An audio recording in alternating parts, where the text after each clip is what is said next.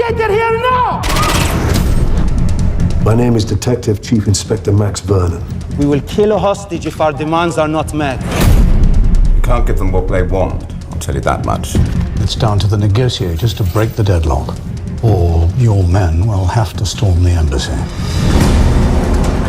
Pressure everywhere. Do not let them make you. Do authorities face terrorism with negotiation or force? The army's next door. It's the SAS. If someone's shot, they go in. We better make sure no one is.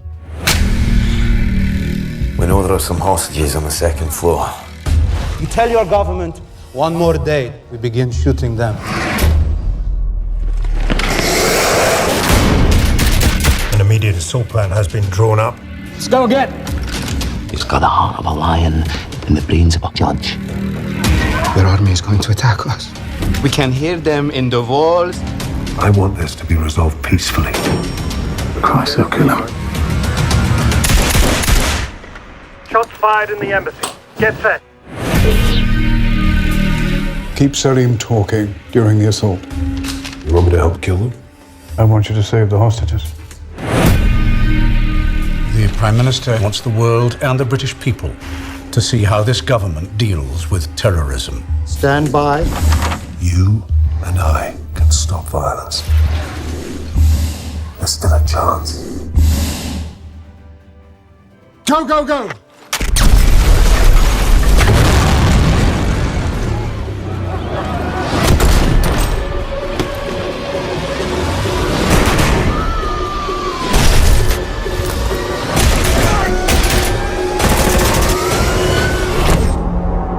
Really, truly can't arrest an ambassador while they're abroad, or really any diplomatic staff of any country. But before you go run off and get a job in a diplomatic mission so you can start your drug empire, don't worry, there are some caveats. Like all good things, diplomatic immunity has a United Nations Convention. Oh, actually, you know what? Clearly that's not true because there's no United Nations Convention on Paul Blart Mall Cop 2.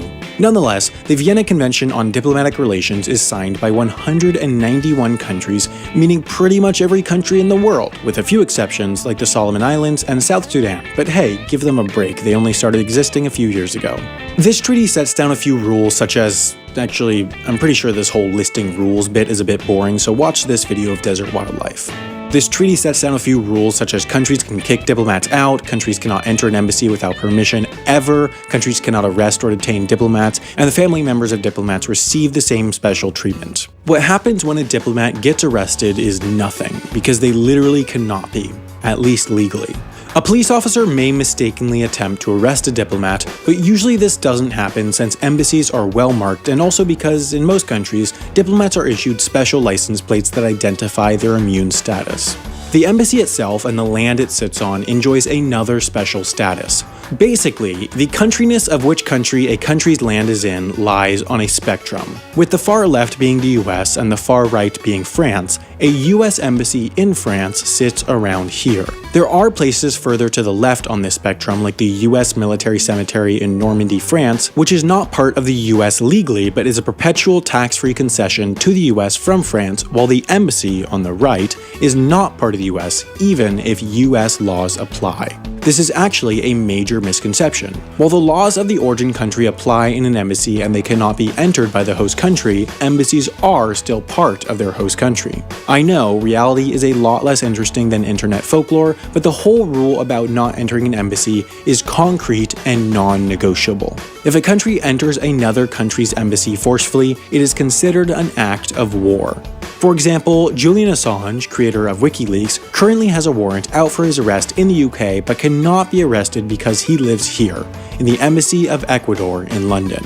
British police know exactly where he is, but because of that one pesky not starting a war thing, they can't go in. Julian Assange can't leave the embassy without getting arrested, but when diplomats leave embassies, they sort of have a floating bubble of legal protection around them, as if they were still in their embassy. If a diplomat had committed a crime sufficiently bad though, say murder, their country would likely waive their diplomatic immunity in order to not be viewed as being pro-murder. Most countries, and half as interesting as an institution, are staunchly anti-murder. If a country refuses to waive their diplomat's immunity after a crime, they might recall the diplomat to avoid embarrassment. But if the country of origin truly does nothing after a crime, the host country can kick diplomats out even with their immunity. Just as diplomats have little bubbles of political protection wherever they go, diplomatic pouches do too.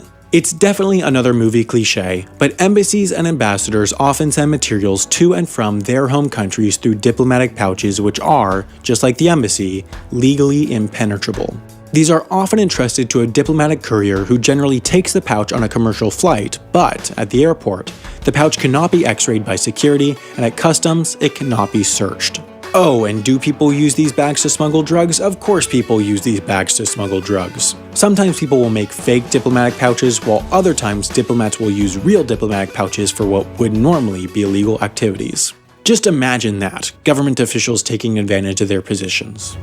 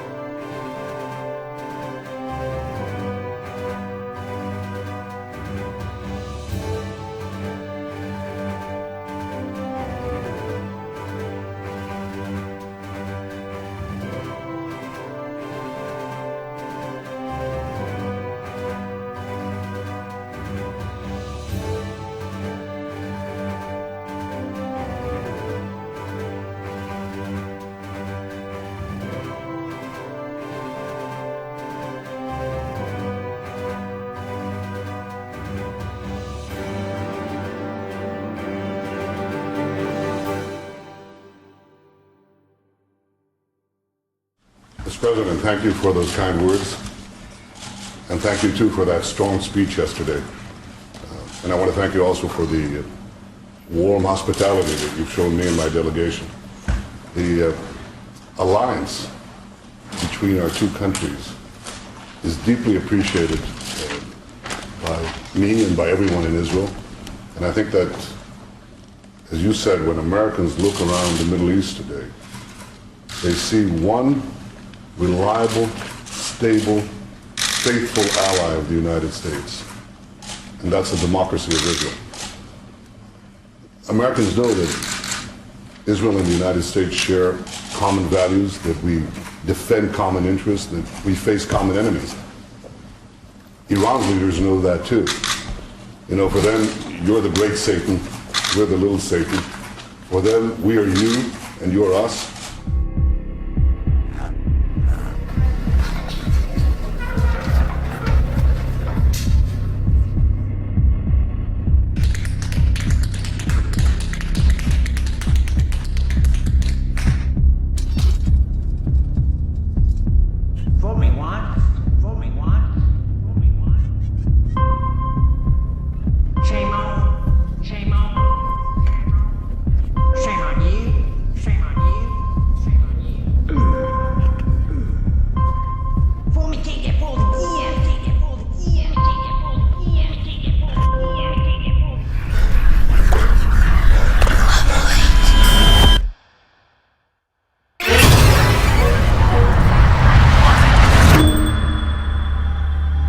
They say he died of hypothermia. Dead? Are you guys digging for treasure? Something like that. That is incredible. What was it? A very old woman. Hundreds of years. Throat has been cut. Just like the others. There are more?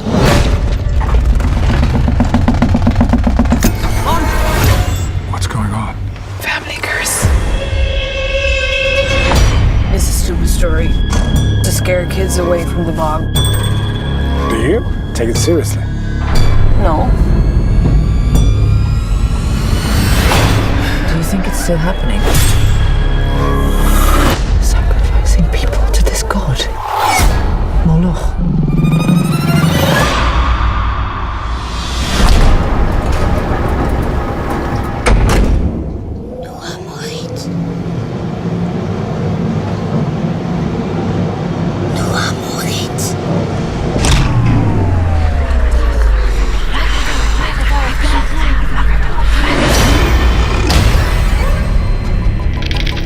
Grandmother was murdered.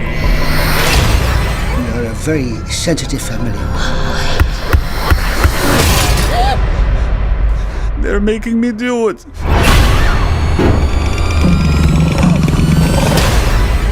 With these things, sometimes it's best to just leave it be.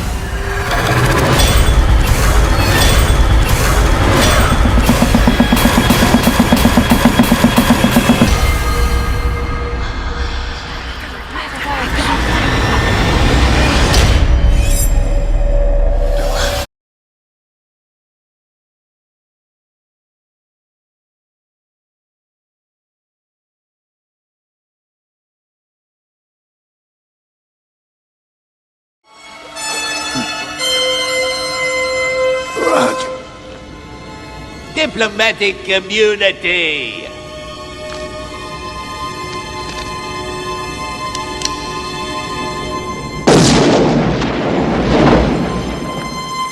It's just been revoked.